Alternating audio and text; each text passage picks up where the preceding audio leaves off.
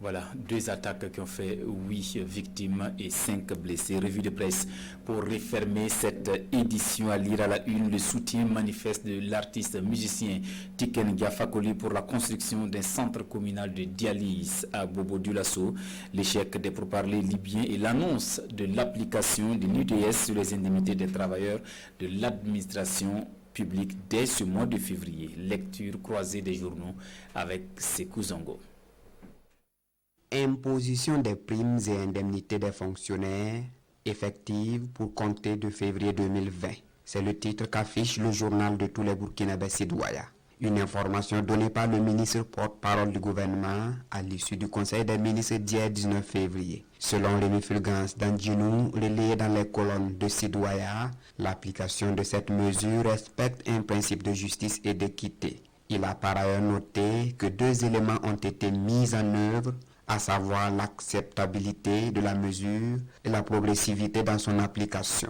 Selon Aujourd'hui au Faso, l'information circulait dans les coulisses et sur les réseaux sociaux. Elle est désormais confirmée, car selon Rémi Fulgence Dandjinou, l'élargissement de l'impôt unique sur les traitements et salaires aux primes et indemnités des fonctionnaires du public sera une réalité à compter de ce mois de février. Les pourparlers interlibyens, c'est le sujet développé par l'Obs dans sa rubrique Regard sur l'actualité. Constance dans l'échec, s'exclame l'observateur Palga. De Paris à Moscou, en passant par Addis Abeba, Tunis, Dakar ou Rome, le décor n'a cessé de changer tandis que l'échec demeurait une constante, regrette le doyen des quotidiens burkinabés. Sur le sujet, conclut l'Obs, ce séisme politique a malheureusement gagné de nombreux pays sahélo-sahariens. Une œuvre de charité de la part de Tiken Diafakoli, sujet qui a intéressé l'Express du Faso. En préparation d'un concert géant de la star du reggae africain, il annonce soutenir la construction du centre communal de dialyse de Bobo Dioulasso.